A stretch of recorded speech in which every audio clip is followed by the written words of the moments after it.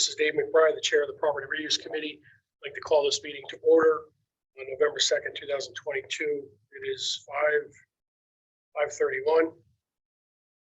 The roll call, I see Councilor Borderland on, and myself, David McBride. I have gotten in touch with Councilor Westervelt. He's running a few minutes late, so I've indicated to him we're going to start the meeting on time so we can make this productive. And when he gets on, he can join us at that point. We'll go through communication first, and I can catch up with him after he can listen online. So, 2 members present, we have a quorum.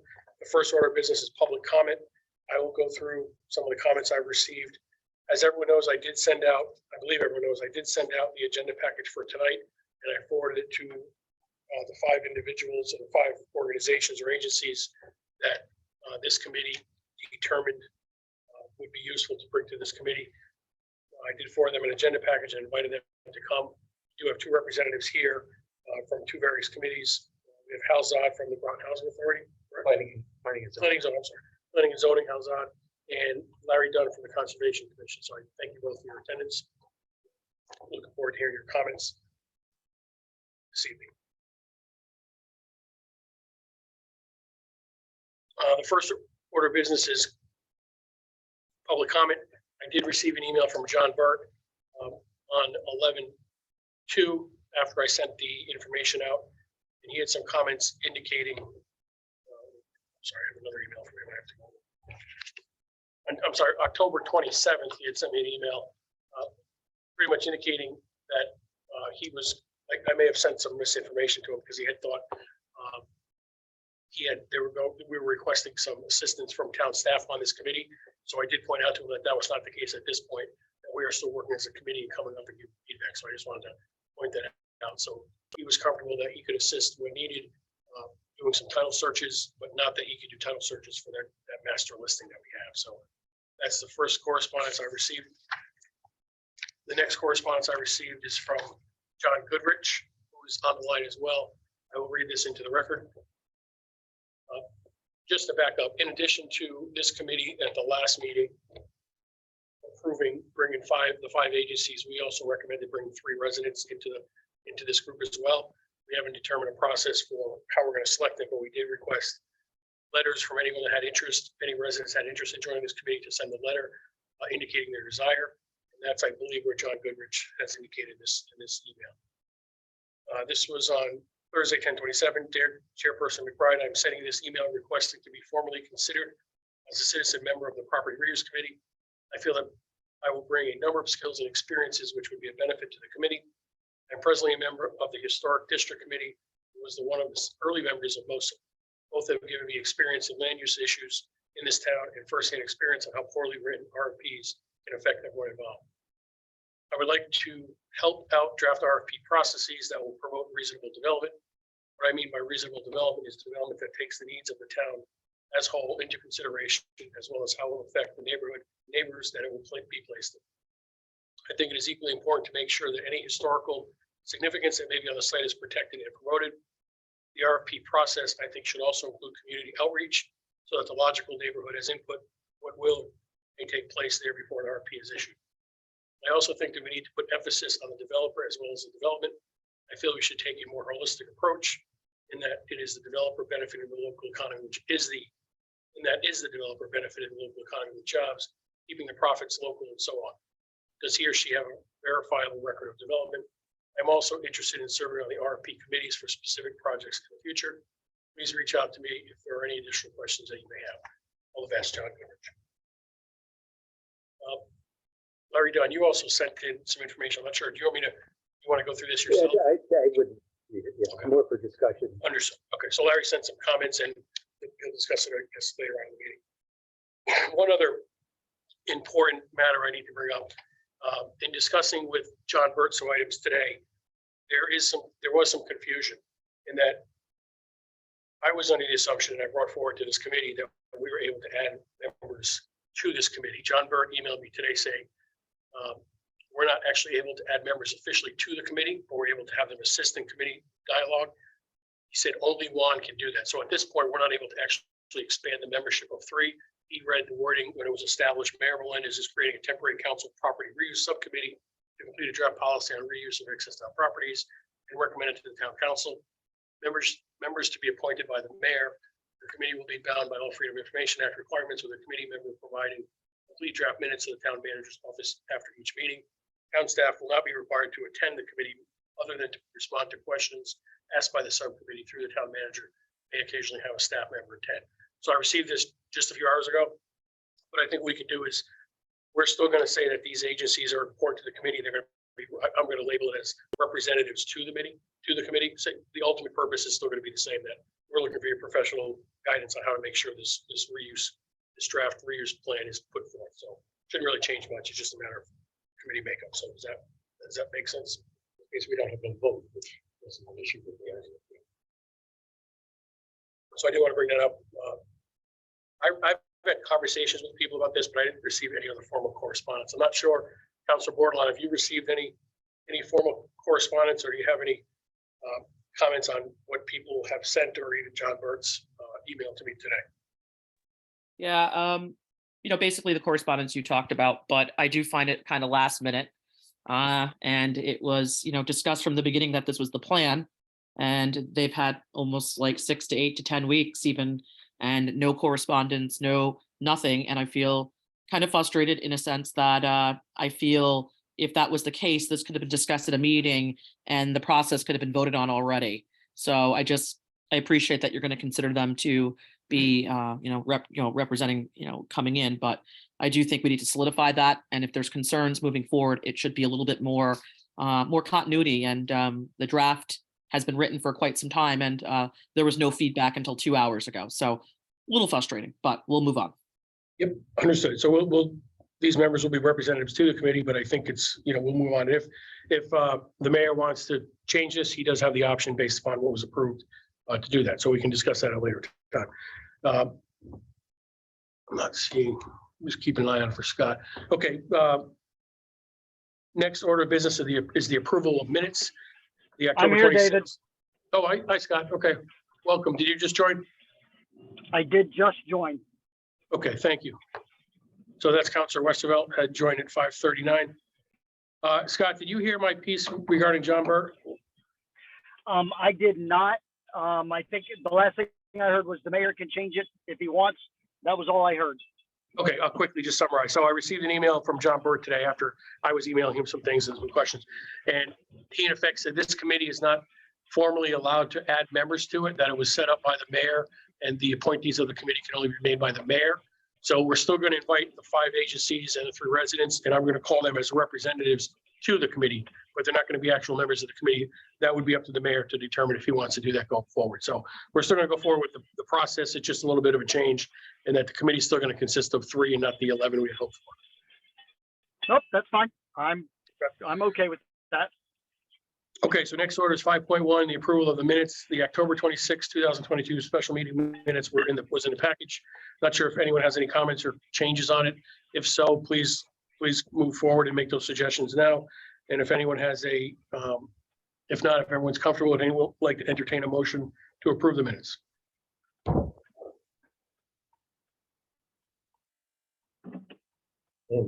I'll make a motion to approve the meeting minutes.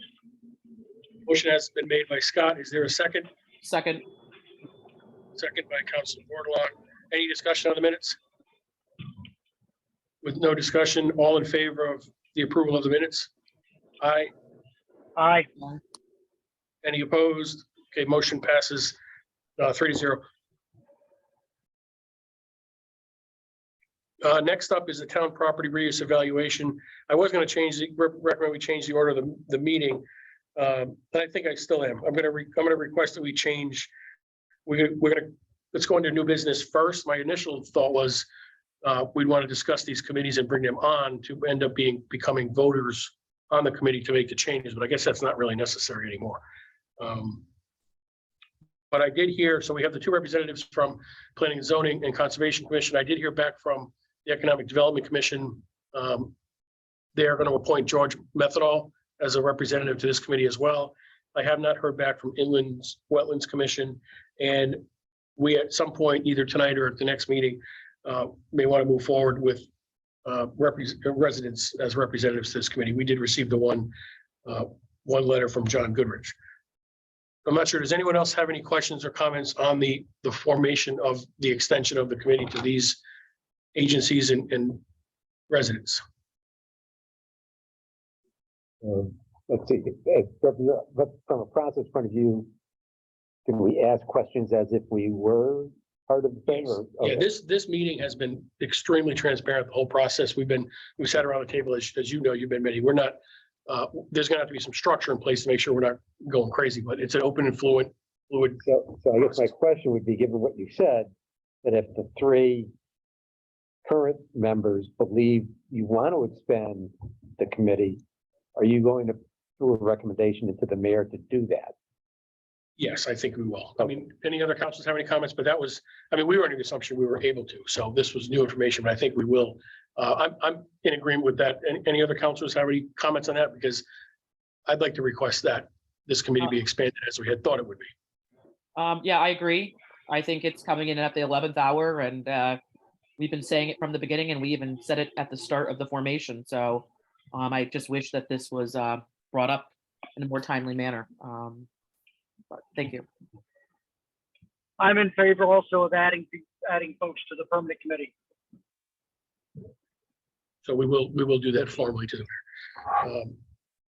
Any other comments on the makeup? I mean, there's not much more we can do at this point other than make the recommendation to the mayor. Councilor Borderline, is your hand up for anything, or was that from previously? I was just wondering what point are you going to add in the public comment section tonight? Oh, thank you yeah, I apologize. I skipped over that. That's okay. We'll go to that right now. So we're gonna back up. I apologize for skipping over that. Public comment. We're open to public comment right now. Bob Frank reporting for duty. Hey, Bob Frank has just joined us. Is this on television? Yes. Yeah, you may want to scoot down a little bit this way. Over there. Up there? It's coming this way. It's right there. If you sit here, they won't see that you're wearing shorts. That's okay. Yeah. No. My wife wants me to wear the super mask. Oh, okay. Okay, so moving on, public comment we're at now. I see individuals, but I don't see their hands up. I just think before you go into public comment, it might be good to just give Bob Frank the quick cliff notes about the new decision so that they understand.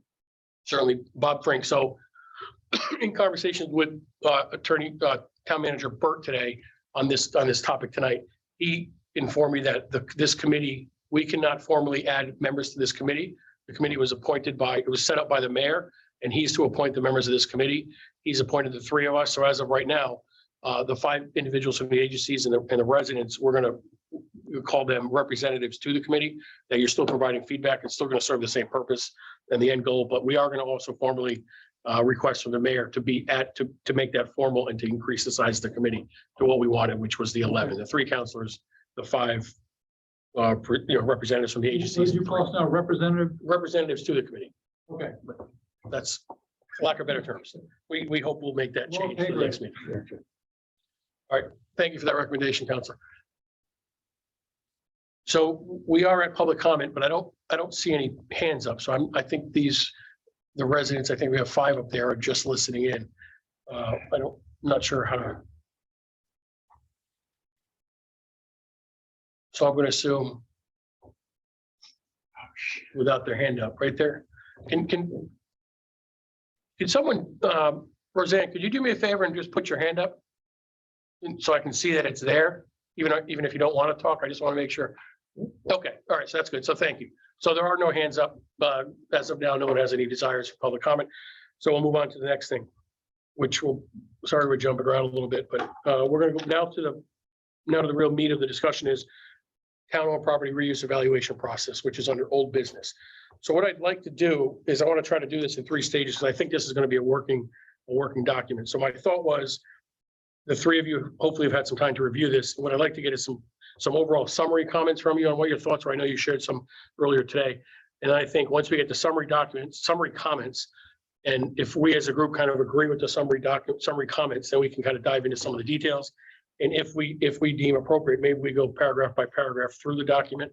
And I'll take notes and comments and we'll go in that order. So does that sound like a plan? Any comments, counselors, representatives? Does that sound like a fair idea? Not sure you mean summary comments. I think all the comments at this point will be very specific. Well, no, I think there's macro comments. Yes, that's what it is. If I had some macro comments, and then there's a lot of detailed stuff, but Yeah, the details. So I think if we get macro comments first, we'll see if that makes sense. Everybody's on the same page on what those comments are.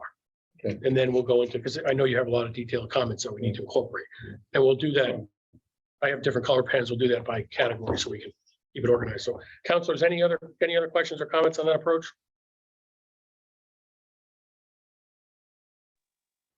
I'm fine with it. Okay, hearing that, why don't we go in order of how we're seated here? You want to start off? And this will be Hal Zod from Planning and Zoning. I think the only general one that I'll come up with, since, just so you guys know, I've actually had some opportunities to start sticking my words into here. But I'll have more, but one of the general thing is something I mentioned, but don't have any way of inserting it here, is this extra committee that this is putting forth for review of RFPs and whatnot.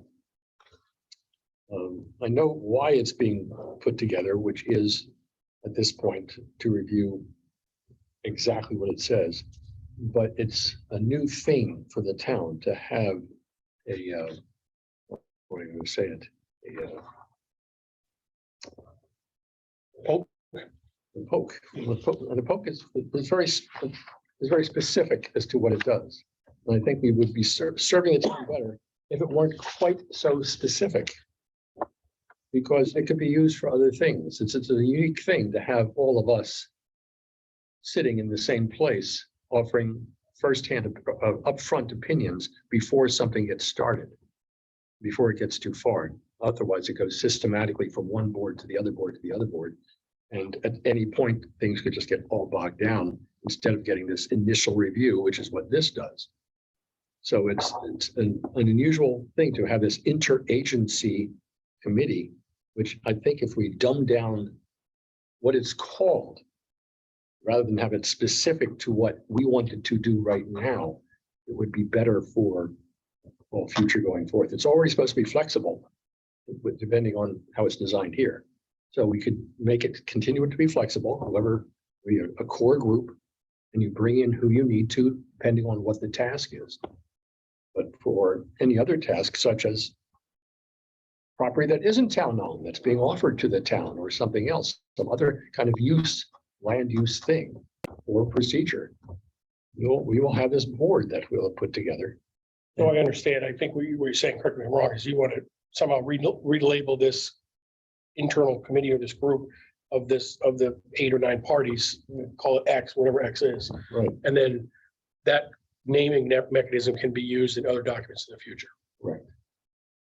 I like that. I like that thought. Any other counselors, any thoughts on Hal's comments on that?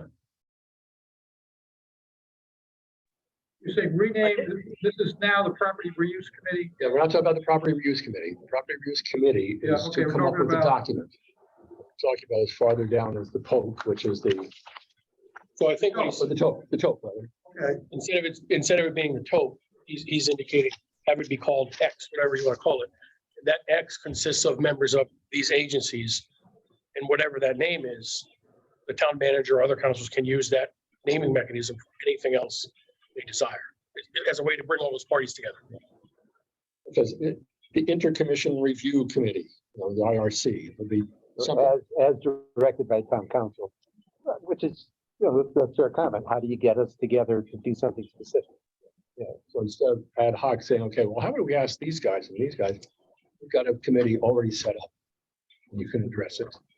And we all show up and offer comments right off the bat. Amended by, as you say, it's flexible no matter what. Extra people into it. Yeah, no, that's a good recommendation. I was kind of brainstorming myself, trying to have something not come up too silly, but it is an intercommission, or really not commissions, because there's board and there's staffs and there's agencies, but so interagency, intercommission, interdisciplinary review committee. Doesn't matter so long as it's very generic. So this committee would concern itself with other matters besides property review. This committee is just here to come up with the top. Well, we're gonna, Call it that. we would agree to this, that the X is gonna be, I mean, for lack of better, why don't we call it interagency, since you came up with that? That interagency committee that is Yeah. formed will be used for the tote, but it could be used for other things as well. The town manager and the council could say, let's bring that interagency together again for this purpose. And it already has everybody together.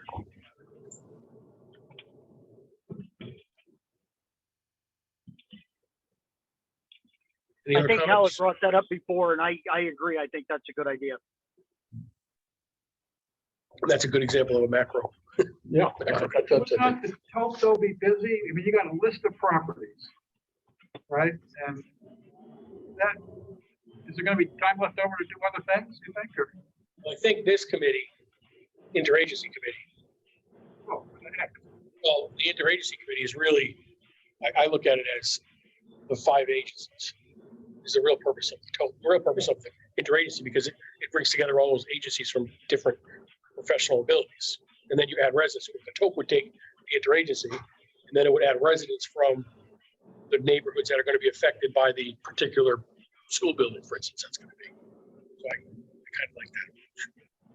No, I don't think it would overwhelm There us. already is a group of chairs. That meeting meets very irregularly, and I've been once in 5 years. But I, in terms of being there, I know COVID got in there a little bit, screwed things up. But, and then when we had the meeting, right, it, to me, wasn't a working meeting. It was just, oh, tell me what you're doing meeting, right? What you're suggesting is there's a specific issue that's been raised that the town council would like feedback and information, recommendations on. And so it's an issue-related meeting, not a general problems here, not a, oh, tell me what's going across commission meeting, which There you we go. have. There you go. Okay. So that's why I agree with you. That differentiation, I think, is good. That could be used for STRs or, you can bring that. Whatever the town council would want to direct that group to do. We get a heads up on what could be coming down the pike. No, good recommendation. Any other thoughts on that topic? Counselors, any comments? Yeah, Hand up, I've been Council Bordelon, go ahead. yeah, I'm using my hand. I'll just, so I won't use it since it's not, it's hard to see. And also, if you guys speak, it's hard because we're only getting a small window, so it's hard for my notes to know who's speaking. So if you could just, somewhat introduce who you are before you start to speak, that way my notes are correct, it'd be helpful.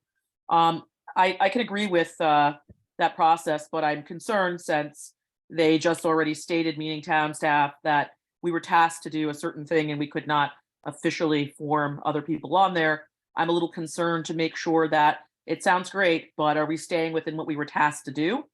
And, or do we need another referral to create that as separate? Because right now we were tasked to do this, and would that subsection be allowed? Well, actually, I think that's, So that's my only thing. So I think it's a great option. I think we write it down, but I am concerned that I just want to make sure we're staying within, because we were told we couldn't really formally add anybody yet. So, and just going back to what the mayor tasked us with to do. When I put my referral, and I don't have it in front of me, and then they formed this committee, I think within the document, it's one thing, but I don't know that they're going to allow the liberties of this now being a standing committee that does all these other things. I hope so, and I support that, but I just want to make sure we're on the right track. Thank you. and this is Hal again, I don't think we would state that it is for doing other things. I think the idea is to dumb it down so that in the future it could be used for other things. Right now, you are correct. We are tasked with doing something very specific. But if it has the name in it of being for exactly reuse, then it can't be ever used for anything else. We just make sure the name isn't there. And it can be used in the future for whatever the mayor decides to use it for. Okay, good. Okay, moving, any other macro comments? Yeah, Larry Dunn, I have 3 macro comments. One is, or maybe the first two, deal with scope, as Councilor Bordelon brought up, is when I read through it, and I must admit, it's the first time I had a chance to actually read the document when David sent it to me about a week ago. And it looks like there's two parts. One is recommending town-owned property, what to do about it. That's the reuse part. But then there's a second major part that says that the TOP would be responsible for the execution of an RFP and the prosecution of the sale of same. And I kind of went, wow, that's a fairly major task requiring specific legal staff and everything else. And I'm fine with the first. And I think that might be a bit of a stretch to say to get involved with structuring really. I mean, I've done hundreds of RFPs, so that I'm not worried about doing it. I just not sure that from a commission point of view, that should be part of the TOP. I'll use TOP for now. Area responsibility. So that's kind of a scope question, which I would throw it on the table.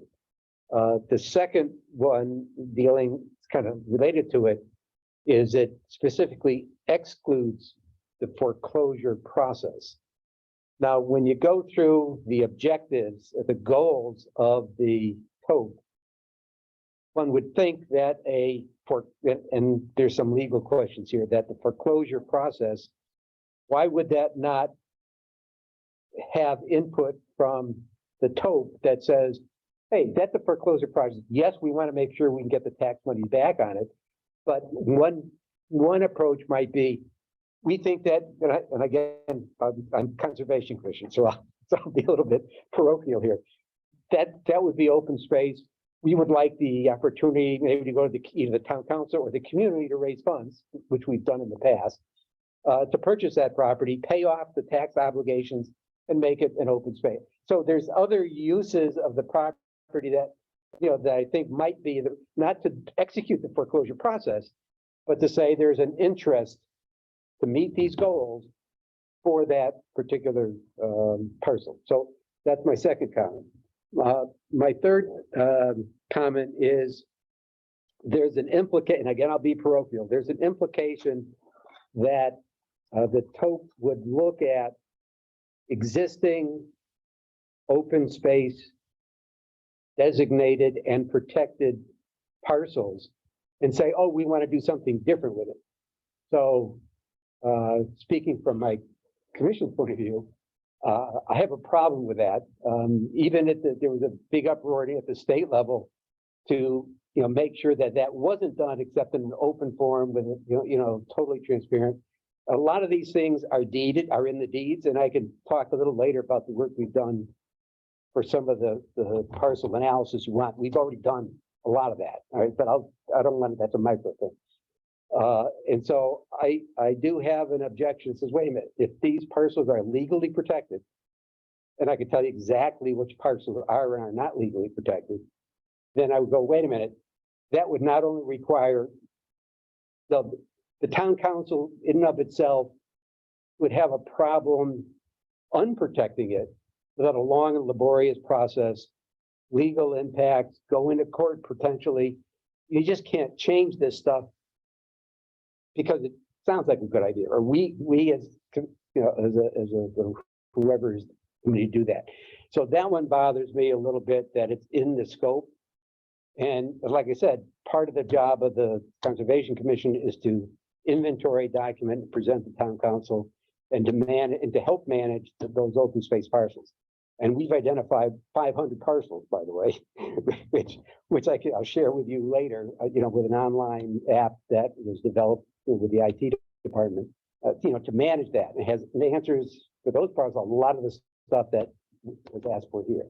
So let me stop it. Those are macro level comments that I had. I just wanted to jump in on that. I think it could be seen that way. Again, I also think, the other purpose of this committee or the vision when the referral was made is that Groton should always have the first look and the first right of refusal of any property. So if it was on the tax rolls, that's great. That's a priority to put it back on, but it shouldn't be the only driver. It could be in a great location where oh, this was needed, or we realize, wow, how can I say this? A lot of the zoning and stuff was done many years ago. Some of it's been updated, some it has not. And every town has that.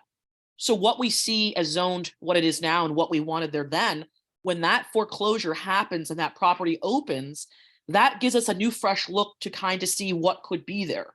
I just hope that we make sure that we are making sure that our town's needs are being met first.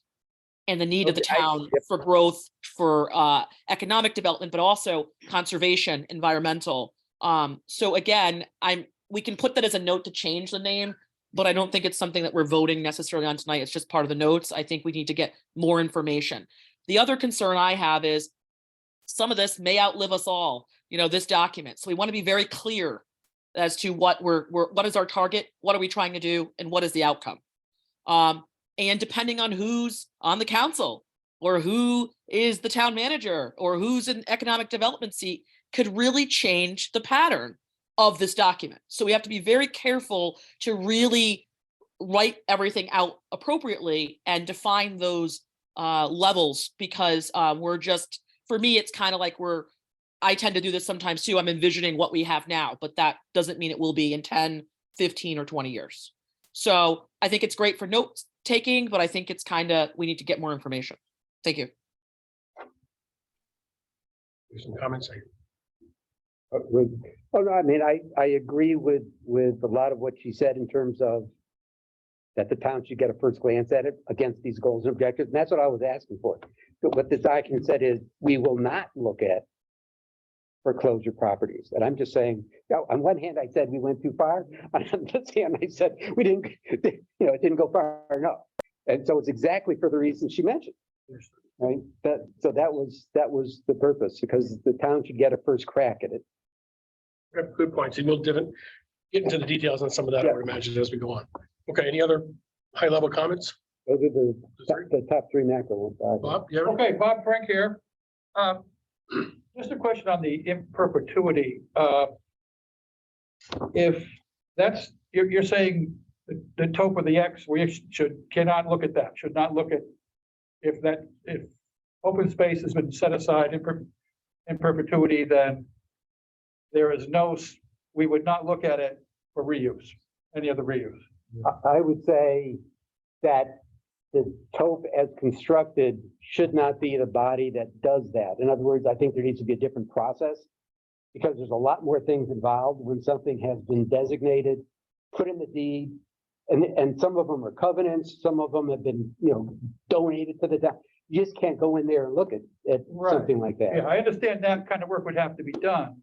That doesn't mean the TOP couldn't do a value analysis of, we really need to use this property for a new middle school, the Merritt property. You know what I mean? And then you guys go figure out the legal aspects of somebody else go do that. TOP's not going to do that. No, I mean, there was a very good example. There was an extremely long process in that. And then there was a trade-off made with these properties for that property.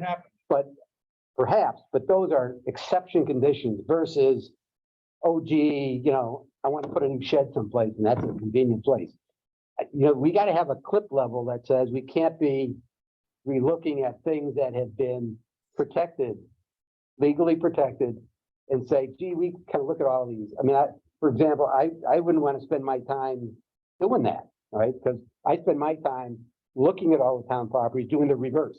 So we looked at,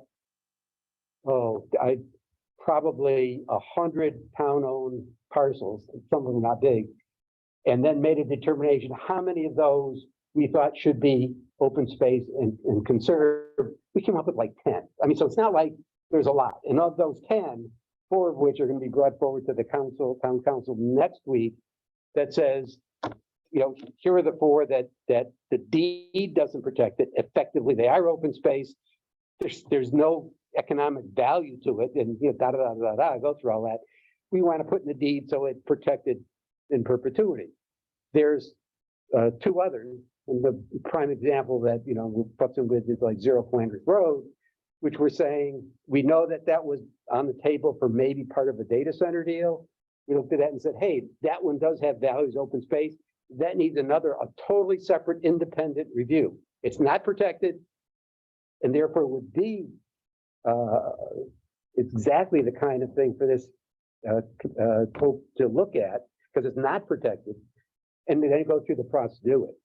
But what I'm saying, if it is protected already, then why would this, what authority would this TOP have to go look at something or come at a? Well, it's based on need. We're saying, and I don't want to get into the argument here. I think, let's just say, I feel different than you do. Okay. I think the TOP, I don't see a problem with the TOP looking at properties in that category. I realize there's legalistic things and stuff like that.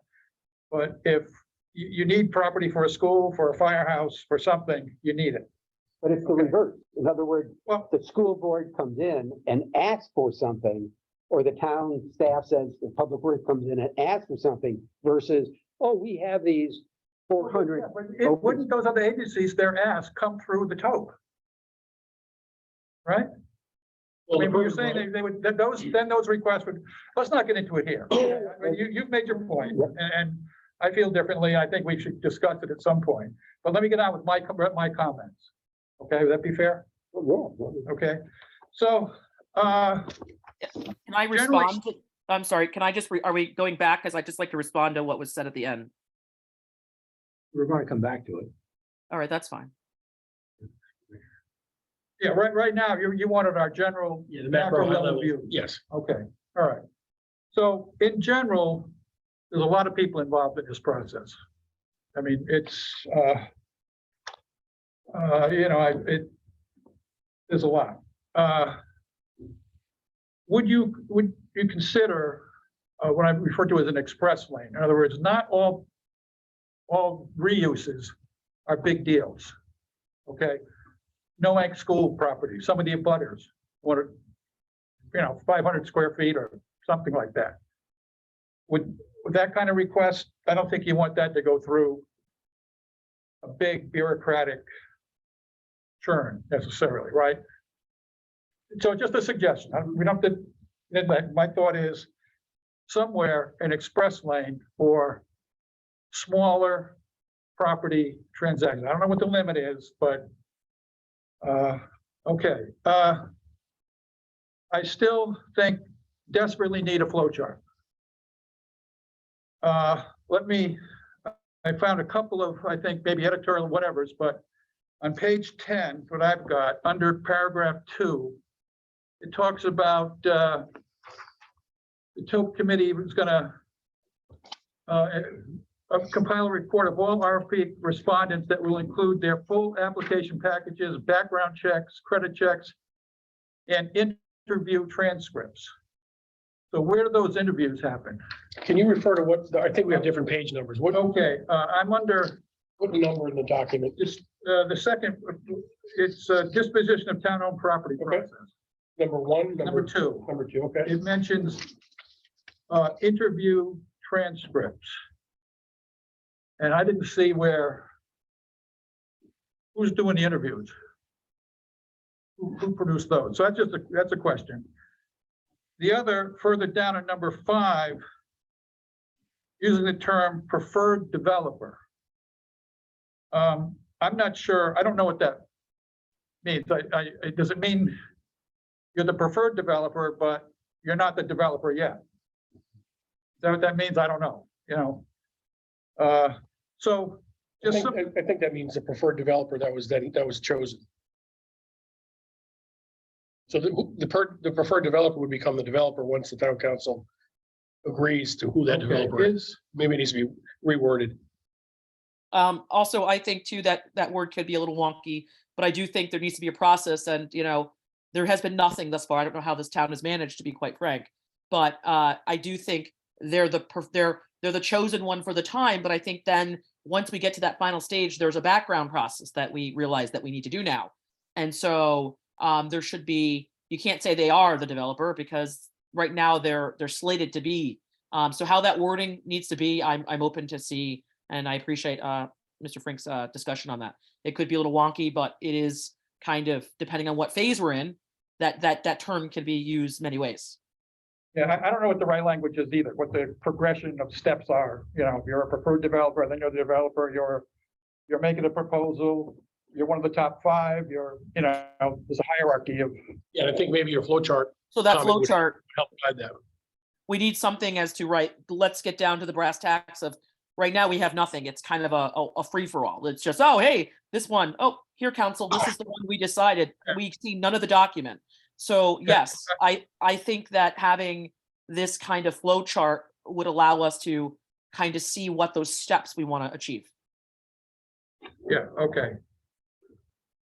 Okay, so I see that this is, again, the TOP reviews a list of properties in some priority order. And I think the thought was to always have a review. It may not be done right away, but the thought would be to have an overall review of properties that's done on a regular basis. I agree with that. And that was, I As a think, property, I mean, we have vacant property right now that we have not identified what we're doing with. So then what happens is it feels rushed because all of a sudden someone comes to town and wants to buy it and we have no process. So my goal would be that while we have vacant property, we should already be vetting those properties and knowing exactly what the needs of the town are. and maybe the initial phase is the 10 largest properties, because it's impossible to do Yeah. all of them. But at least we start, maybe 5 years from now, you get to the point where this listing is always updated. But for now, that's the end goal. But for now, we got to focus on the major properties, I think. And I'm not sure who, I apologize, my notes, I'm pulling through them now. Someone, when we were at the senior center, stated that there's this right-of-way issue that has not been resolved in the town. And that's another concern when looking at this. I hope whoever brought that up can re-speak about that. I thought that was very valuable information. And that was from Conservation Commission, the individual, I forgot who came. Yes, Tom Olson, I believe. Part of it was that there were right of ways that were no longer needed, that needed to be dissolved and reversed. Right, So- and that kind of came out of the analysis I mentioned earlier with easements, which is a whole additional discussion versus ownership, right? Yes, you did touch Yeah. upon that. So that's a different topic. Okay, so it's a TOP doing this preemptive look. So before a developer comes in.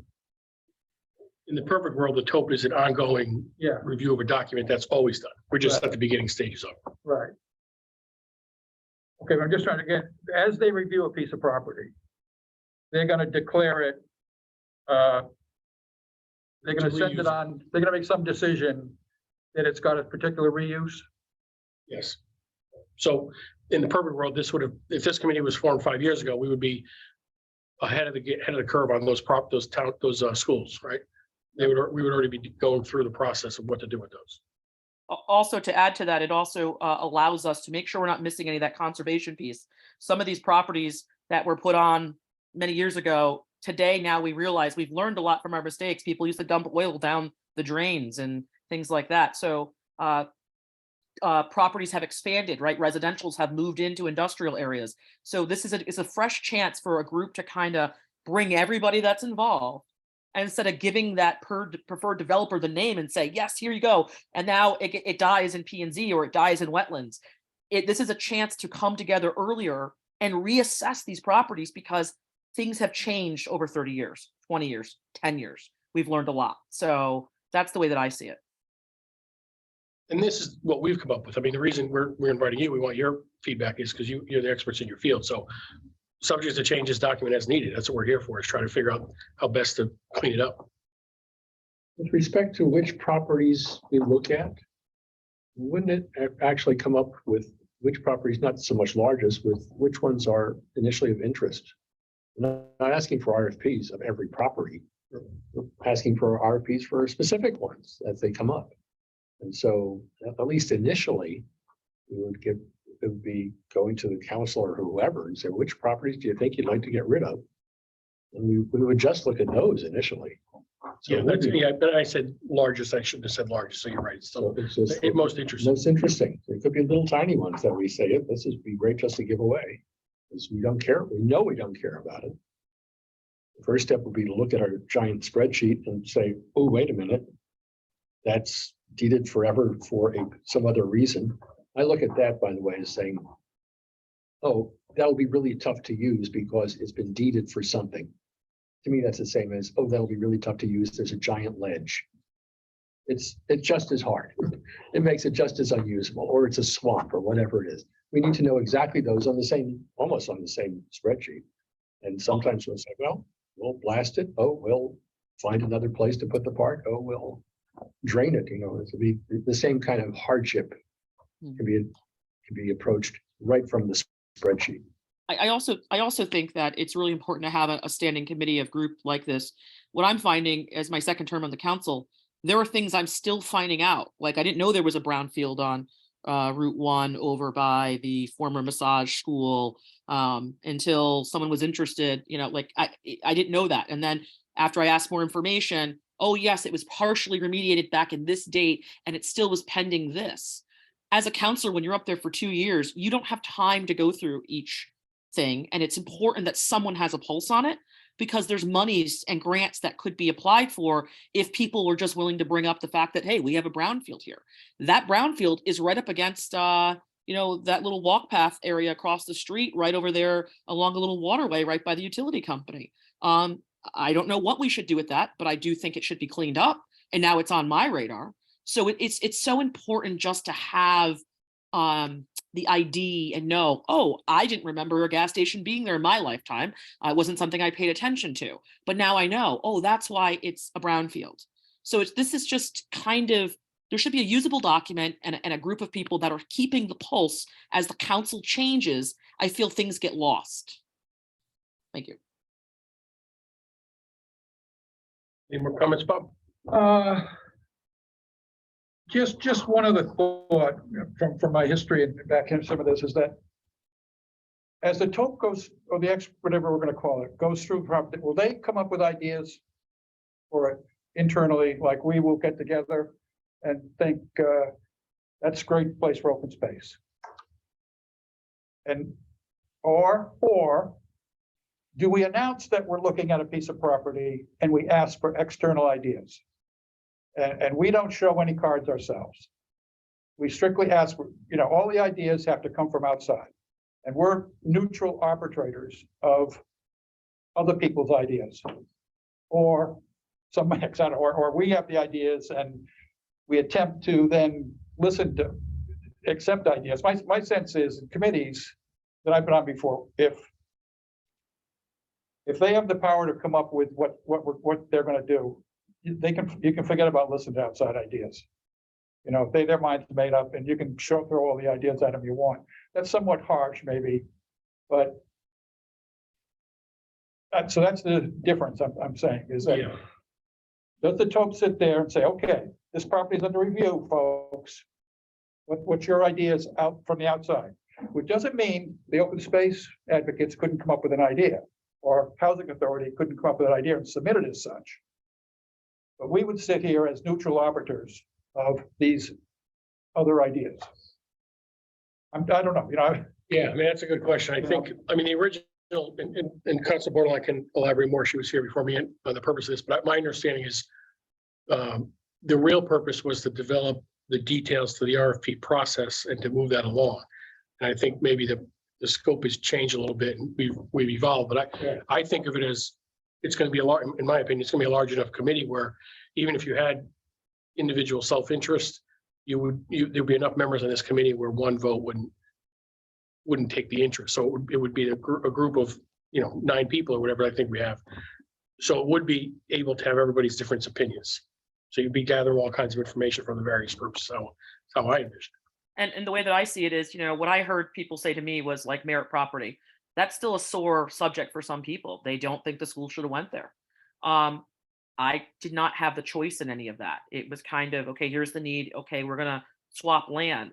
And the same with other things. I think this is just, we have nothing now. And we need something where it's allowing people to come around the table earlier to discuss these properties and lands and land uses. Also allowing transparency, accountability, and a public forum.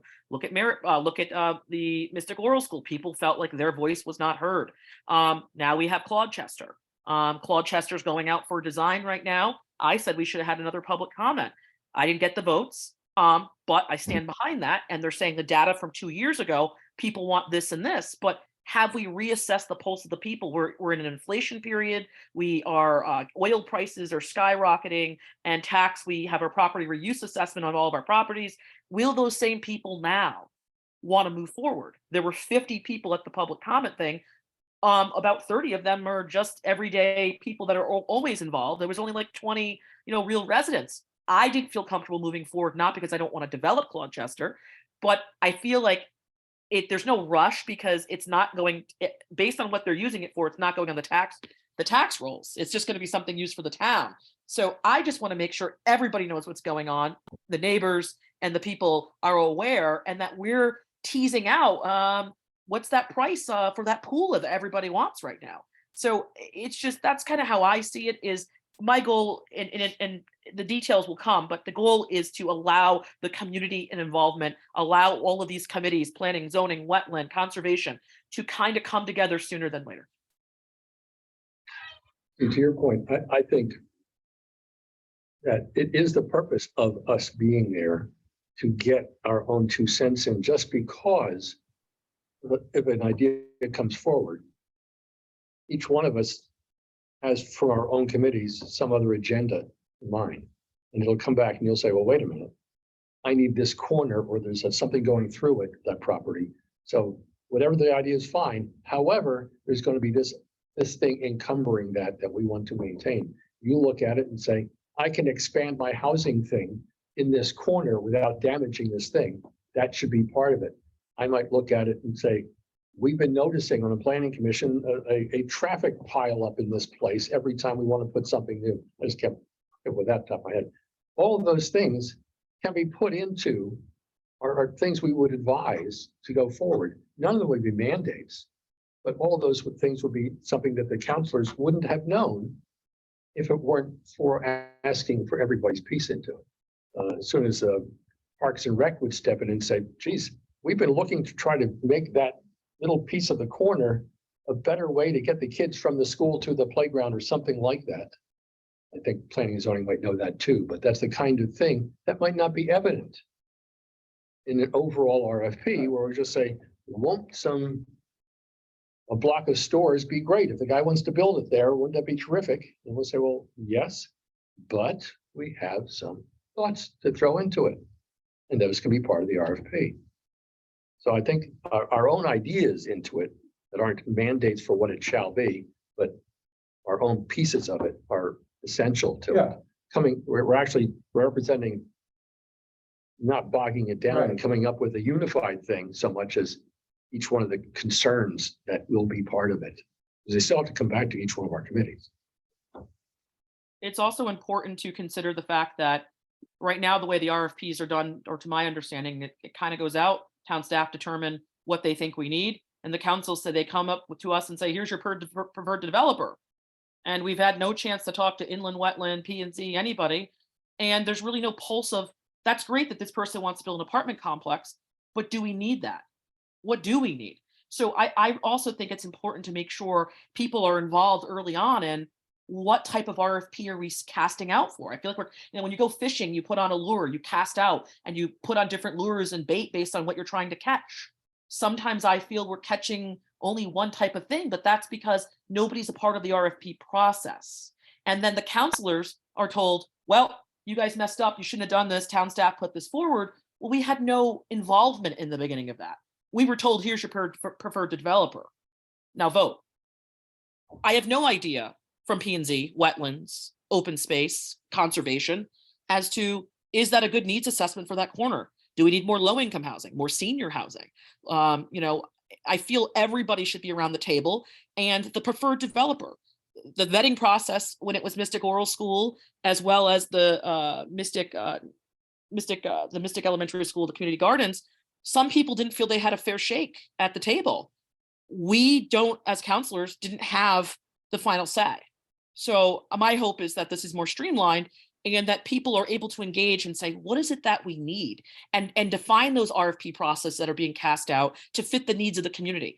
It's great that a developer wants to come, but do we need it? or do we want to save that land for this type of development because it's on the bus route or it's, got this kind of amenity? I think it's really important. When you look around Groton, I go up to Guilford a lot to my doctors, unfortunately, but I love the way the downtown's laid out and the parking.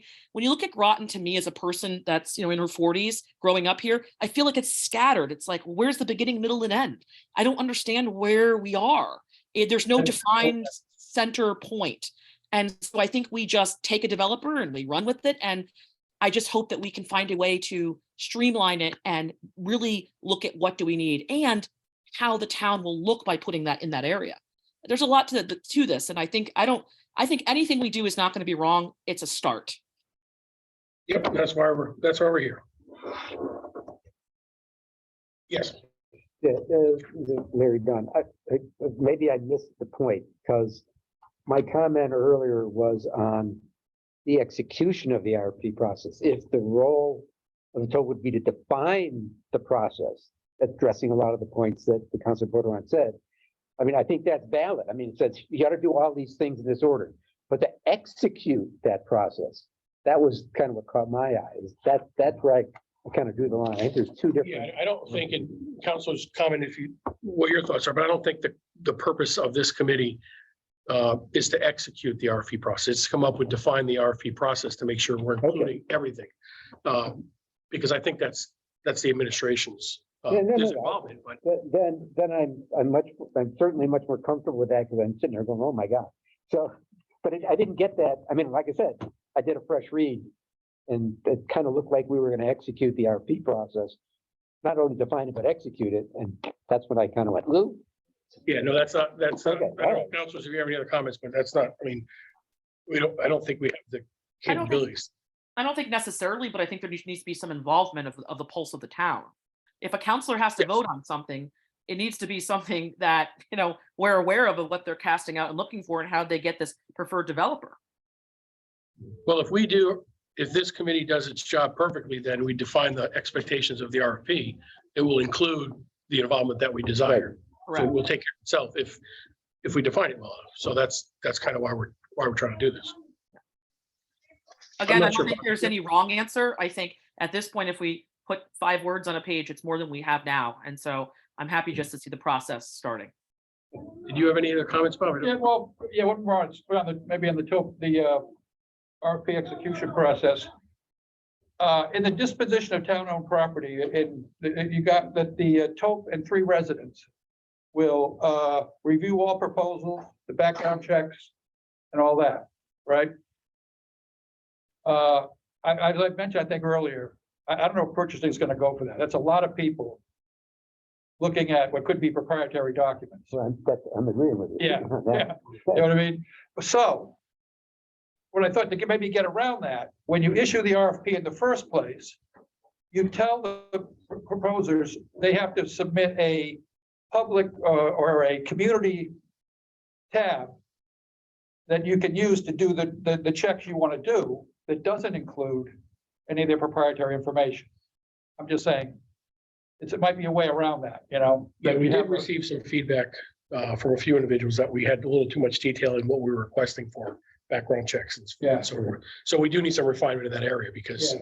we don't want to turn away potential developer for certain things. So we those points are valid. We do need to. So again, we're looking for your recommendations on how to refine that.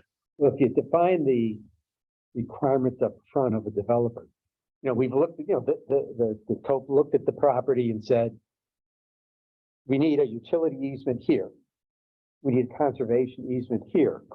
We have, there's, whatever it is, those get in the RP. So nobody gets surprised, right? So by adding that in, it eliminates a lot of the issues. And then when the response comes back, they kind of, the first thing is, did they meet the RFP requirements, right? Which is that. So I think the TOP putting those requirements into the process is great. Yeah. But not, he said, you don't want to sit there and be doing interviews and doing research and let staff and legal do that. Right. Procurement do that. I agree. That should be the staff, but that should be all vetted before we get to the next phase. So you want to make sure you have a good stock, right? I mean, just like a job interview, they do that confidential. that wouldn't involve this group. So that would be done and say, okay, they've passed this point and here's the people that are interested. So I agree, it should be done by the town. But we could include some requirements in what that consists of. Absolutely. Yes, yeah. Absolutely, yeah. My concern is what 9 TOP members and 3 residents and who else is looking at proprietary information. No. No, we Yeah, can't. that's not the intent. No, We can't. Yeah, okay. And if it comes across that way, we need to make some changes. to that, so.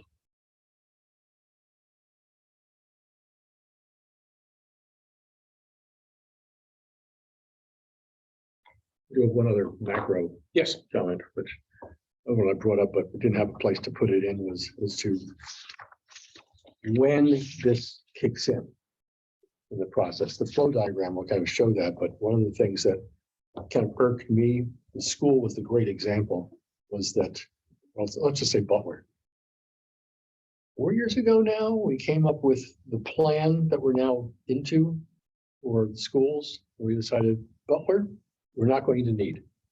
At the meeting, just the task force, we came up with it and all agreed. Got the vote, we want to wait, the vote came out, sure, Butler won't be needed. The next day, a group should have met to start to figure out what could we do with it, or what would it be available for. Instead, we waited You're not 4 gonna do years. it for A, what are you gonna do with it? Exactly right, exactly right. We know we're not going to do it for this. Now, as it turned out, they said, well, the school board, they might need it for a thing. Well, great, they can bring that to the table, but that happens tomorrow or 30 days or something like that. And get the ball started off rather than ending up years down the road, finally getting around to a community meeting saying, what do people start to brainstorm on? We could already have started that process the next day. Now, because what can come out of that, in fact, is the school might be thinking, no, I really needed a place to put my robotics team. That was keeping a school open for a while. I said, well, fine. Where else could you keep a robotics team? And compared to these other needs, what is worthwhile? How do they rate it? So it needs to, as soon as something's decided that something is going to be vacated, that's the time to start the process on vetting the property of what could be done with it. yeah, and I think the goal is for this to be a quarterly review, so it's continual. It's not to do this, put it on a shelf and only use it when needed. It's to continue to refine the. The quarterly would kick, that would be a maximum of 90 days.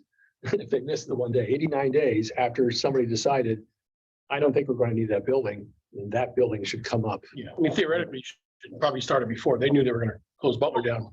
Well, Better start it. a great example of this is Mary Morrison currently. I used to live in military housing back in the day when we were stationed here, and I used to walk the nice trail back there. It's beautiful woodlands with tree covers, and basically robotics, I believe, is using it, and they're kind of keeping it, as they said, on mothballs for if there's an increase in students.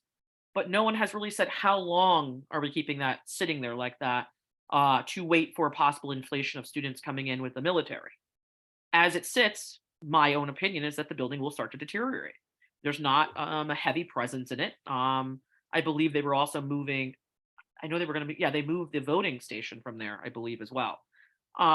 Don't quote me on that, but I know they were going to. I didn't pay attention because it's District 4, but I believe it did. But the point is that this building's just sitting here. It's on a huge piece of property. Has anyone sat down and started thinking about what that could be used for once the school turns it over, or if? And that's like, I just like to do this at a sooner, in a much more casual sense, so it's not rushed. Like, we got a developer right here, let's go. I'm not sure. Is it land that we should keep? I would love to hear from P&Z and wetlands and conservation. I mean, it's wrapped around a housing complex with all militaries. It's got great fields. Could it be a place that fields could be at? I don't know. But it would be nice to start talking about that now.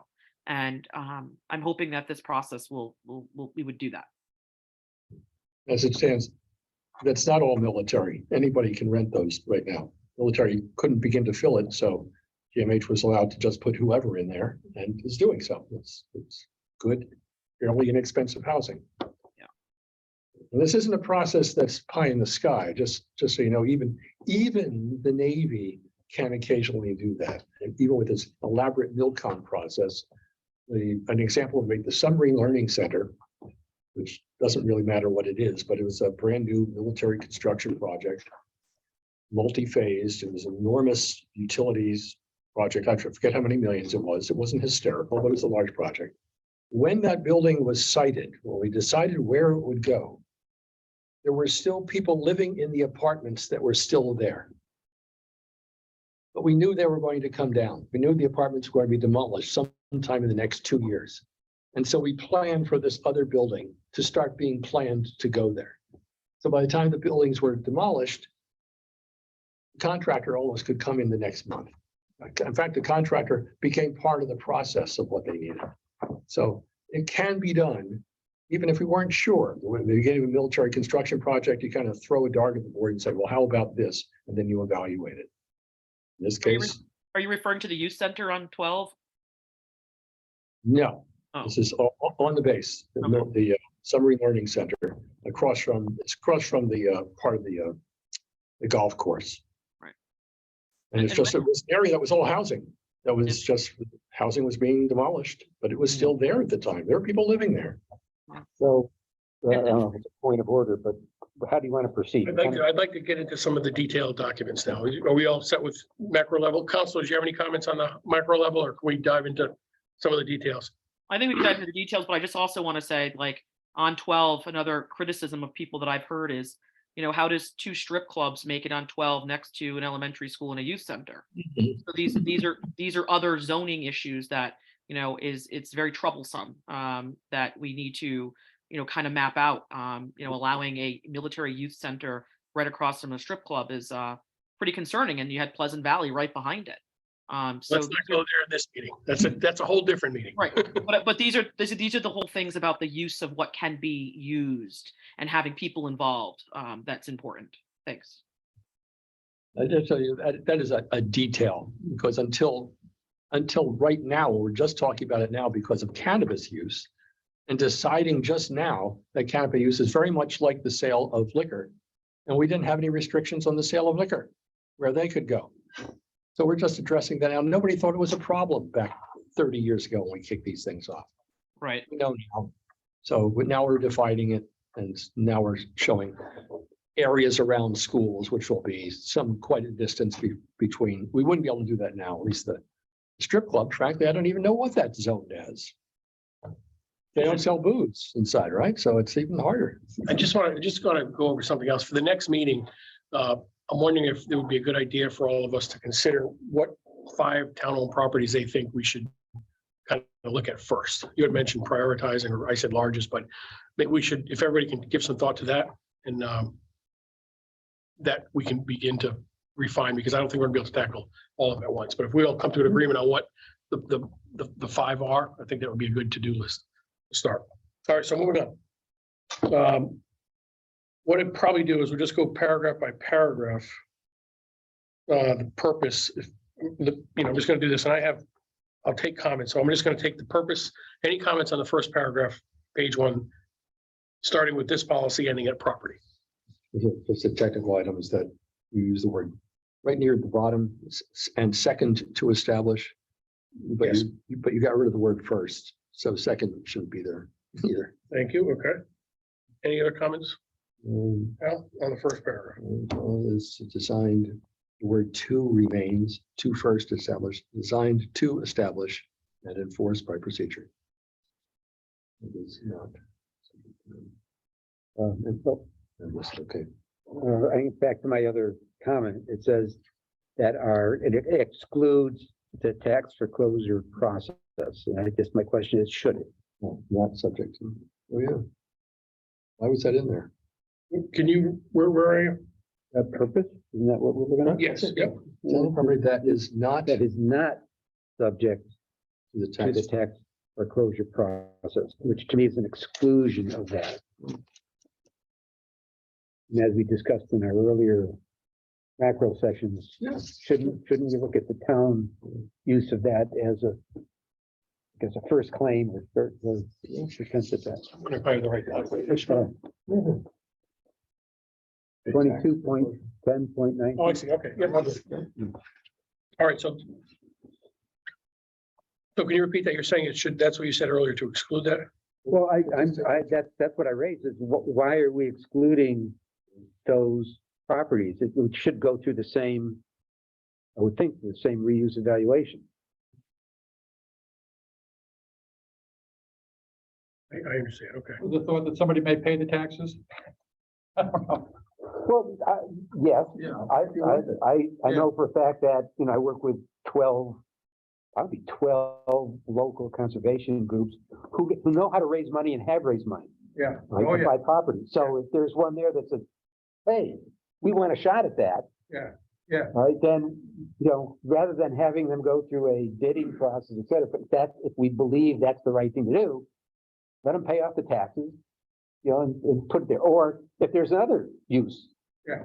That's not Sure. conservation. I know the parochial, Right. but there could be another use for it. I'll look into that. My gut tells me that has to do with tax collections and putting things and having the tax sale and so forth.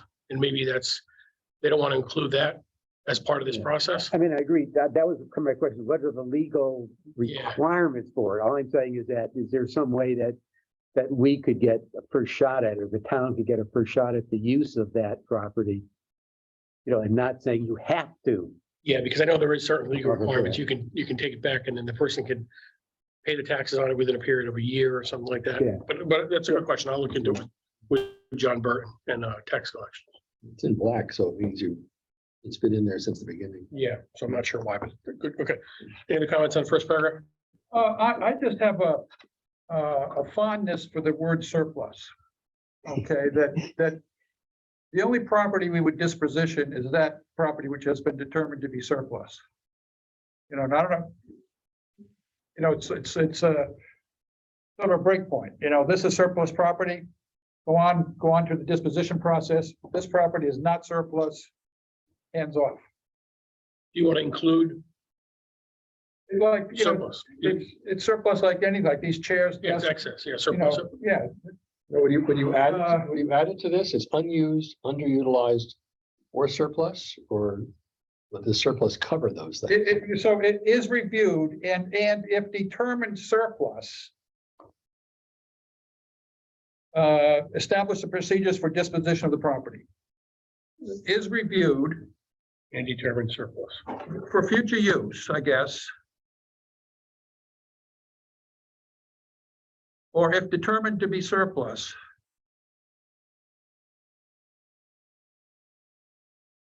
Okay. Sure.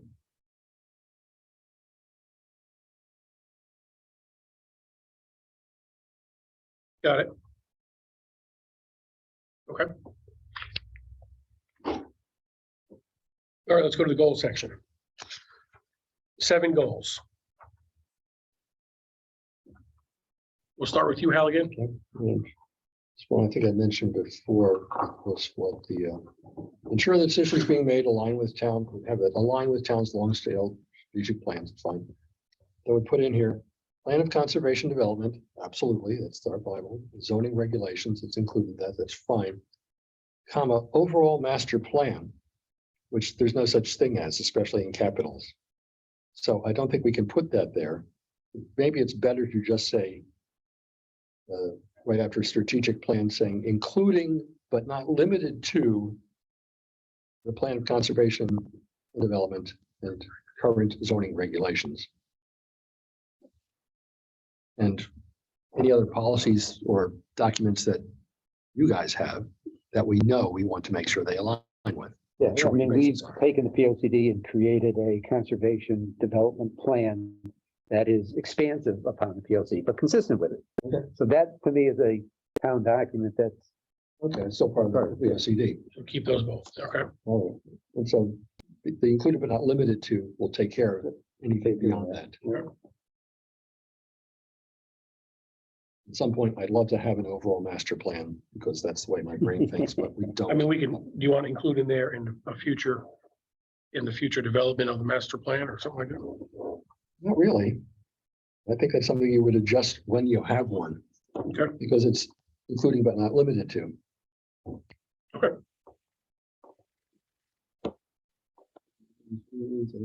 That's all I had for that. That group. Larry, any comments on the goals? the The two is just has a T. I'm sorry? Number two. It says accessible to the public. Oh, that's right. Okay. Yeah, but the, I gotta do some grammar Yeah. division. And I think it's struck, the number 6 is struck, which I think is appropriate. And Yes. the rest look fine. the problem with the preserve the character becomes a legal issue. Yes. Because they say, well, what does that What does mean? that mean? And so that was, we run into that in zoning too, and had to get rid of everything that preserved the character. Within the knowing saying. Right? I don't know. Yeah. That is Because they might have that there, and that's a problem. But so we just can't, that's not what we can say. Okay, Bob, any comments on the goals? Well, let me push number 5 here a little bit. I would say, seek to satisfy the needs for housing, comma, and market rate, affordable, and low and mixed income, and across the whole spectrum. Can you repeat that, Mark, after you Seek to satisfy the needs for housing, comma, market rate, affordable,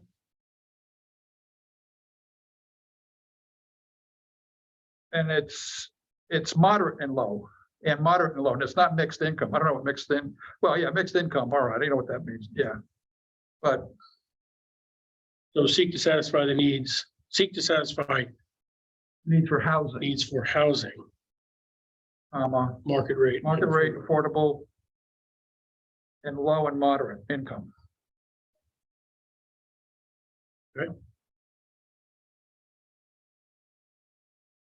I just want to say that affordable and low income are two different categories. So affordable is low income, but low income is not affordable. What's So that? it's careful to that affordable housing and low income are two different categories. Yeah. So I think there should be a piece in there about low Well, income because well, low they income are, is a different thing. Some people think, it's based on an income, and affordable income is not the same as low income. Right, Mhm. yeah, So affordable is a different category, it's a range of incomes. right. I think that we And should low and also, moderate. after hearing from Branford Manor and not having enough low income housing, the word low income should be in there as well. Okay, In low, well, it is in there. It is. yeah, it is, yeah, we It ends refer with to it as low and moderate. That's Low the- and moderate. Low and moderate is, Fine, That's a proper categorical yeah, term. Okay. perfect. Yep, so it is in there portion. Thank you. Progressive Gardens and Pequot Village are low and moderate income. Right, but that's only for seniors. And so what we're noticing is a need for low income housing for families, not elderly. Yep. We need I both. agree. actually. Yep, This is inclusive of that, so it's. Okay, any other comments on the goals? We're good.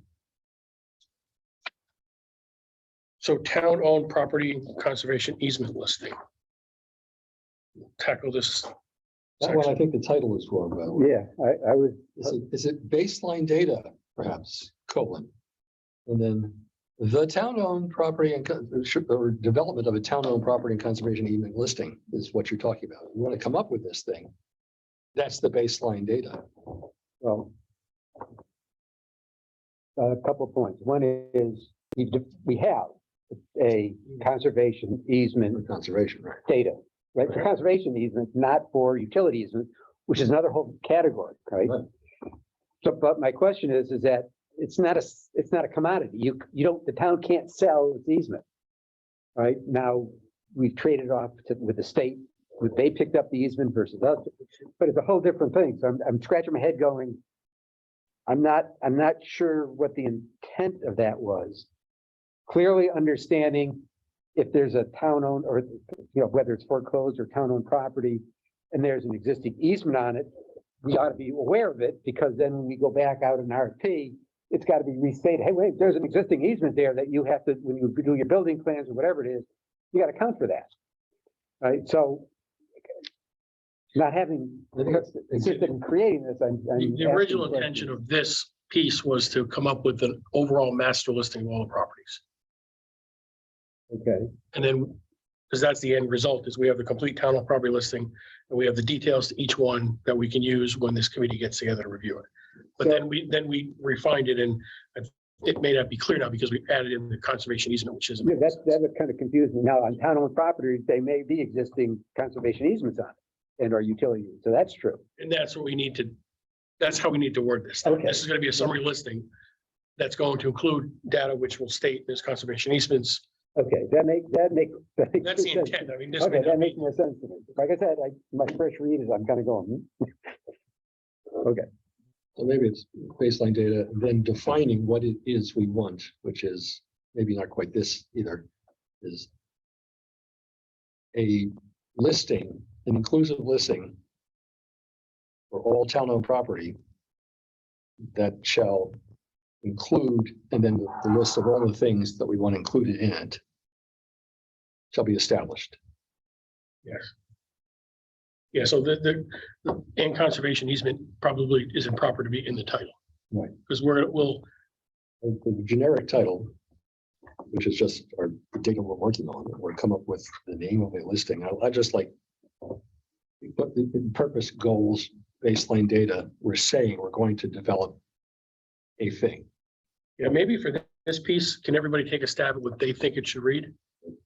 Because I think it needs some refinement based on it, and then we'll kind of merge it together prior to the next meeting. I'll work together, we'll review it again because You want us to, yeah, if you want to just put this in your own words, what you should, how this should read based on what we're talking about, I think okay, in summary, what the purpose of this was. And, you know, you may want to include, because at least in my opinion, it's going to be phased approach because we're never going to get this done right away. But the end goal would be to have this complete town property listing of all the properties with all the easement information or any other information in there. I know Portia mentioned you wanted to know if it was a brownfield, you know, that listing is going to be complete of everything. But maybe we only start with the first 10 the first 5 that you prioritize. we're gonna ask for 2 years. We're not done. And that's what I'm saying. So this is the end goal result, but I think in this, we should put the first phase of, 2023, 24 is to refine the top 10 properties that the committee decides is what should be valued. And that's, the 3 schools and so forth. I mean, at least that's my opinion. Council, do you have any thought on that? I mean, We're I gonna think get this off that's, the ground. I think it's nice to get something off the ground and identified. But I do think it needs to be robust enough that it's going to be a continuum. Look at Old Mystic. There's a green there. Nobody even knew in the town. At one of the meetings, they said they didn't know we owned that green. So I just feel like there might be some other hiccups around that we're not even aware of, where no one's, with the changeover, no one's putting it on their radar, which is concerning. And that's again why we're here. So, but we got to start, we got to start with the C- in the grade book and get to the A, but at least start with this somewhere. I have an execution proposal at some point. That you can build on this database the town owns. And that's why we were doing it. Now it was this, and it could be expanded to that. That's perfect. And good starting point. this list is gonna be made available to us? Yeah, that's what we need to come up with. I mean, I'll send it out to you. We did have a listing, I don't know, maybe 2 or 3 meetings ago that I sent to the committee. But I'll There's a resend it. parcel listing, but it doesn't have all the details you just mentioned. Correct. And I think That's over the- time, that's right. what we need to get. That's And the, It's gonna take time. It's nothing, we gotta take baby steps. Start with the listing. And I think we identify what we're gonna identify as the top 5 or 10 properties, include that data in there, and then we'll develop over time. so would that be sent out? So we all have the same Yeah. base listing? Yes. Yep. Okay. Well, the technological thing is that it's not unusual. Right now, our GIS is borderline robust. You click on a property, all this information comes up. Should probably look into how much more can we stuff into it, because it's actually the proper place for it. That's what this is based on. It's based on GIS, it's Yep. all just in VHS. Yeah, well, there's a data set which is related to the Right, parcel in GIS. Right. And it has all the data for open space, the protection. That's what I was going to show you guys, but I think and it's done by views. So you could take any view of any level, and we could put a view in there that says, here's town owned. Or even that they're all town owned or state owned, but whatever slice you'd like, and that's as a layer on GIS. So part of the thing that we would need to do is to say, what are those layers we want to do? What are the foreclosed proper parcels?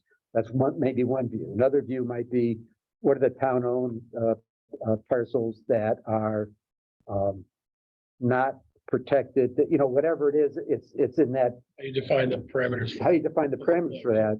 And then all the tables have all those questions you want. I mean, it's tables that big. So, and having it with the IT department owning it and then GIS, then it, back to Councilor Bordelon's point, that outlives us. That's what we didn't want. Originally, we had it within the commission. We said, that's not a good place for it. It needs to be, Continue it needs to be there that wherever you. forever use. And so it's a great start. And like I said, I should share that. I can send you the link and you can look at That it. would be terrific. Yes, if you could send it to everybody. Okay, so, yeah. Well, I'm not sure I have everybody's email. Okay, I'll forward it. Okay, so I'll send the link. So did we move on past goals? Yes, Yeah. we can go back if you have some All other right, changes. and what you want us to put in our own words is the verbiage on the list. The verbiage on the town-owned property listing. Okay, It's quite possible that it's really not so much the list as the data, if it can go into the GIS. Correct. And the one thing that might be missing from the GIS, just because the way GIS is structured, is if you know what you're looking for, then you can find it. If you're looking for the layer, let me look and see what's on this layer, and this layer, and this layer, and I'll find wetlands, and I'll find easements, and I'll find all this other stuff. Someplace in there would be nice to know what you're not looking for, even without knowing what you're looking for, to click on the property and have something come up saying, by the way, there's all these things in this. It's a technological Yeah, thing, so yeah, I don't know.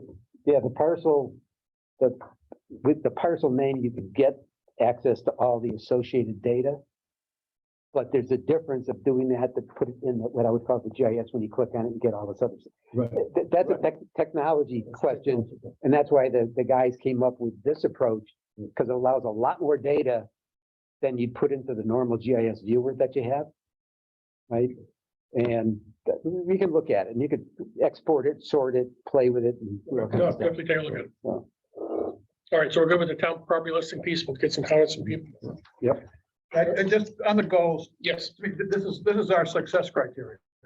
yes. I mean, everything after this follows, this is how we define our success. Right, of how this works, okay. And again, as you're reviewing this, subject to change, you provide comments as you see fit. Next is a decision on disposition of town-owned property process. So this one's a little bit longer. Well, the first thing I did is separate into paragraphs because I got lost in it. Yeah, we'll just start with number one. Right, there's sections in each of this, so. Yeah, To me, this Just is where you desperately need a flow chart. right. And just remember, this was just a word salad. We just were, attempting to get a bunch on paper to go through. So that's why we're here. It doesn't mean it's the end all be all. It's a starting point. Does anyone have flow charting software? I don't know if I do. I used to, I'm trying to think if I still have it. I Maybe. think there's some free online flowchart software available. Okay, I don't know have if the some. town has a license agreement. Could I request this of everybody to kind of develop just handwritten flow charts based upon your review of this? And we can maybe have that at the next meeting. Oh, you already started. Perfect. I think it's the way. And scratchings, yeah. It's the only way to understand what we've got here. Yeah. So I think we can really do a good discussion on this. Yeah, even if you could Flow chart. do the flow chart. And if you wanted to scan it in and send it, I'll try to merge them all together and put it together for the next meeting, if that works. Sure. So you're thinking, are you saying you'd recommend doing the flow chart before going through the details of this wording? Is that what you're thinking? You go nuts trying to wordsmith this.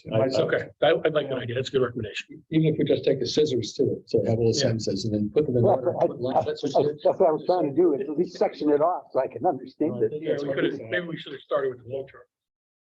All right, so we'll all, on our to-do list, take the flow, develop some flow chart, even if it's very basic, and we'll expand upon it for the next meeting.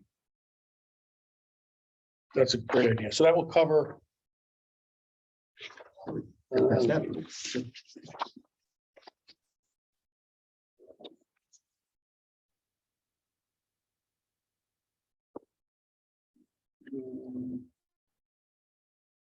The other way is we sit here, we do a flow chart on the whiteboard and we take a picture of it. You know, and then you erase that and you do more. I don't know why, because this is not a very big whiteboard, but, you know, It was the whiteboard on Zoom. yeah. Next meeting or, Yeah, I think why don't we, to save everybody's time, if we all go our desperate ways and create their own flow charts. okay, And if you email it to me, I'll email it to everybody so everybody can review Yeah. everybody's comments. And then at next meeting, we'll have stuff already formulated. Instead of spending an hour on now, Right. I think that's probably best use of everybody's time. I guess a better way to group this stuff. yeah, I mean, Group, and even if then we I mean, do throw it on a what board. if the RTM doesn't approve something? Then what? Yeah. You know, Well, do that's- lose. Right, if then. Yeah, It yeah. stops. I mean, it's all, yeah. we're done. And that's the end is a certain time. Yeah, right, yeah. Game over. Oh, Go have lunch. All right, so where are we now? So uh, 2, I think we're on, right?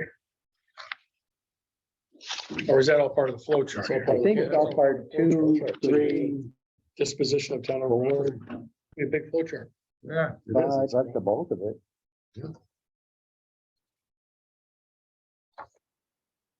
Yep, 4 is a flow chart. Public hearing, flow chart.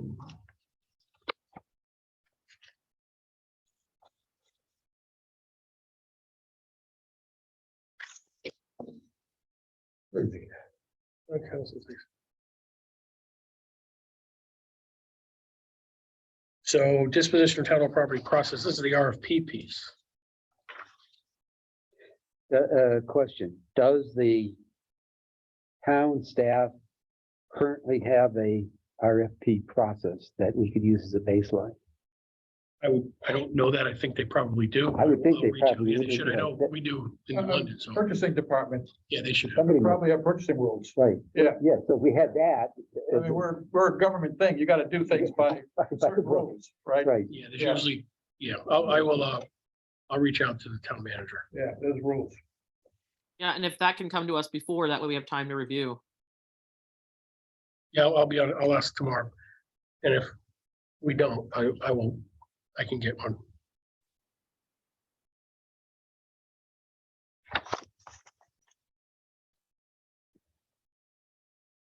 and then it looks like we're adding touch points to the taupe into that process, whatever that is. You want number 2? Well, yeah, no, this is 1, let's see, that's 1, right. Then it goes into 2. It looks like we would be adding to that process. That's a fair, Yeah, I believe so. I gotta refresh my memory here. Yep, the RFP. without a Bob's comment, I'm not sure we want to be doing the credit checks and interviews with Scranton. But so we got to think about that. Purchasing would do that too. Right, They- I would think so. Yeah, Yeah. yeah. I mean, is this another different flow chart? Seems like it is. It is, but it's not that complicated. Understand, by the way, the RFP will include language. That's the difference from shall include, which would be what we would do. The will include means that's what we get. Right. Right, we get something that has the language. Will and should, you could do them. My favorite 2 words, will and should, shall, Should and shall are 3 and different. may, maybe even better. May and should don't mean anything. Mm, So this probably does need a separate flow chart. And the big piece here is number 2, which is what's the TOP committee's Right. main responsibility? And based on some previous comments, some of this needs to change to take out details that the TOP committee shouldn't pursue. So do you want to get the first part, the number 1 done first before we work on 2? I mean, there's only so much we're It's going it's a good idea. to do it in one fell swoop. Yeah, because I think we meet the 1st and 3rd. Number 2 really is just, all it is, it's actually, that's the only thing it's doing. It's saying that the TOP committee may, at its discretion, so we can do nothing, or submit a recommendation or individual recommendations, which is maybe questionable. But that's all it's saying, is that the submitted proposals will be reviewed by the TOP and for its recommendation. That's it. Recommendations will be forwarded to the staff to the town council. right? Yeah. That's it. That's number 3.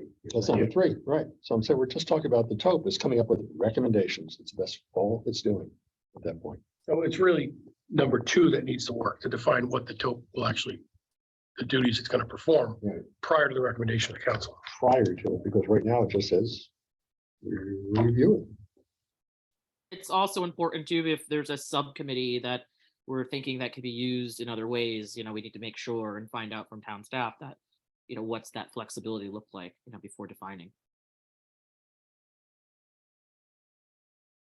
It's just, if it's just recommendations. Right. It doesn't get to vote to accomplish anything. It just recommends. Right. It's just that we have to, still have to get a vote to get people that are officially on, and, are we staying within the preview of what we were tasked to do by having a committee that can also then be used for other things is my concern.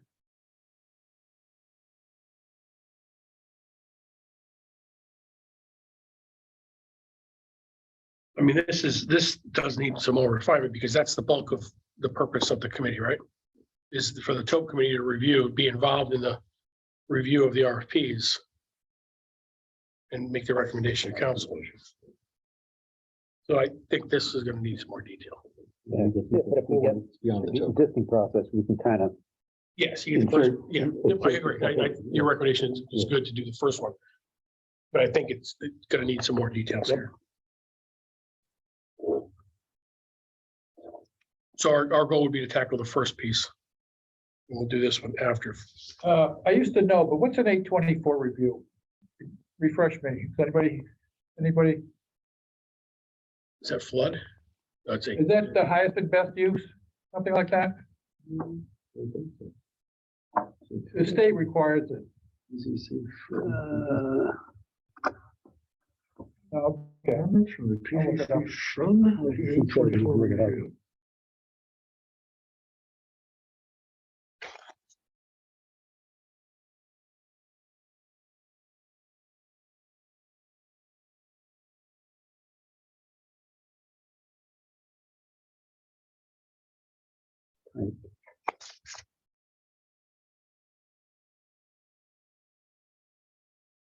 coastal site plan review. Oh, okay.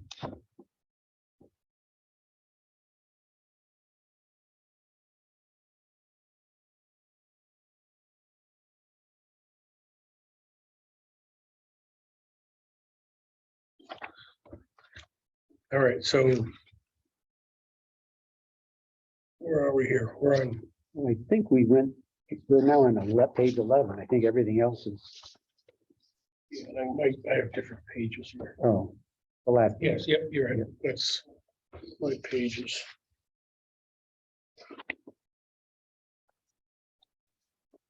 So this is the non-town owned property. Right. So any initial comments on the non-town owned property process?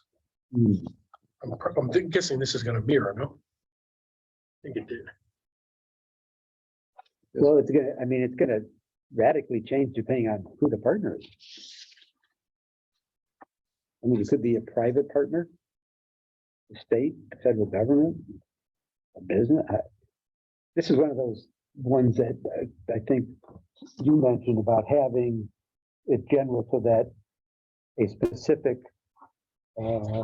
proposal would be shipped down to the board to go look at. Right. Because I think it would be entirely different. Yeah, it's not town owned then. Yeah, Right now, the TOP couldn't do it because it's town owned. Yeah. That's right face value. Say, well, no, I don't want to do that. Should this be a totally separate document? Is that what you're? Well, not necessarily, well, I don't know. I think we want to go back and forth, but we're just kind of saying that the non-town owned, according to this. Well, in fact, it has the TOP in here, so. I think somewhere you want to be clear about what the exit plan is from an agreement. If you make an agreement, how do we get out of it, if at all? It has to be, we have to understand that. What's the, Yeah, that has come up. how deep in are we getting here? That will also be You know, a purchasing department thing. for the recent, well, anyway, yeah, it's just, I don't want to get into it, but, when are we married and when are we not, Mhm. and what does marriage mean?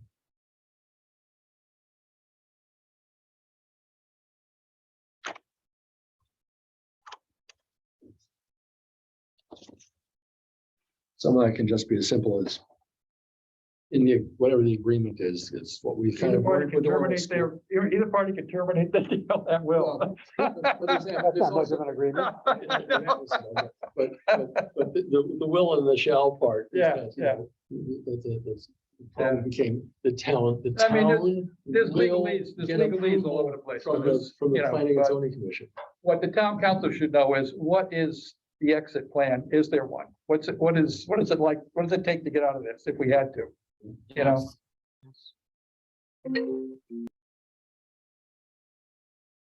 All right, so we'll have to work on some wording in this, on exit strategy.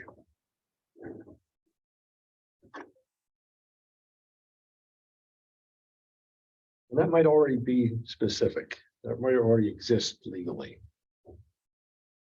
In the agreements that are, Always get mad, Agreement. given what we've seen. Well, because we put some weird language into it in So terms of. that'd be 1C, to your point. Yeah, I mean, let's all understand how deep in, how strong is the handshake? When are we fully committed? I don't know, what the legalese words are. That's for lawyers to do, but I think for the town council to understand. it needs to be included as part of the process. Yeah. Yep.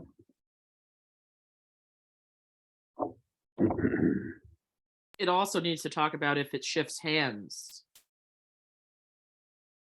That's one of the big things that, currently it's like it was about to shift hands and there was no Yeah. recourse. It was like a live document that was just following whoever it went to. It's like, so then, they can basically just take an agreement, hand it over to somebody else, and the next person just steps in the shoes and we don't even know who they are.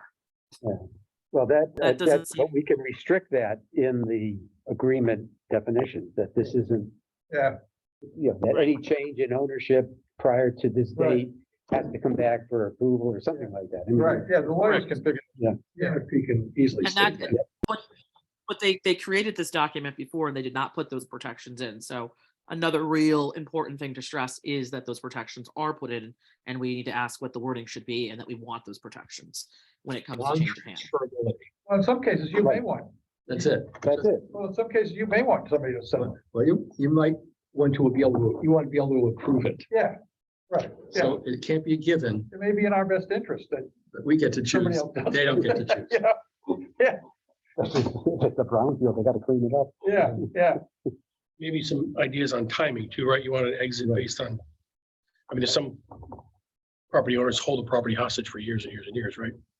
We don't There needs to be a very well-defined exit strategy that if certain things aren't met, that we are protecting ourselves, the taxpayer, the investment of the town, and that, we are protecting ourselves where, they go bankrupt, they say, oh, we'll just give it to this person and create another LLC and we'll just, now we want it. We didn't vet these people. We don't know who they are. We don't know what their intentions are, and it just can flop hands. So I just want to be careful exactly with the wording and how that would look in writing. And the rest of this is similar to the town-owned It's the same. property, same wording. Counselor McBride, just for note's sake, Counselor Westervelt just left. Okay, thank you. You're welcome.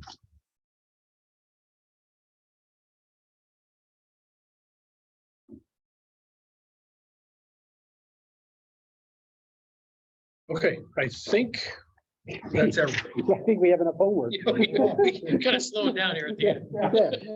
Yeah. I really appreciate all of you coming out and participating in this. We appreciate your expertise and overall knowledge. So this will be helpful.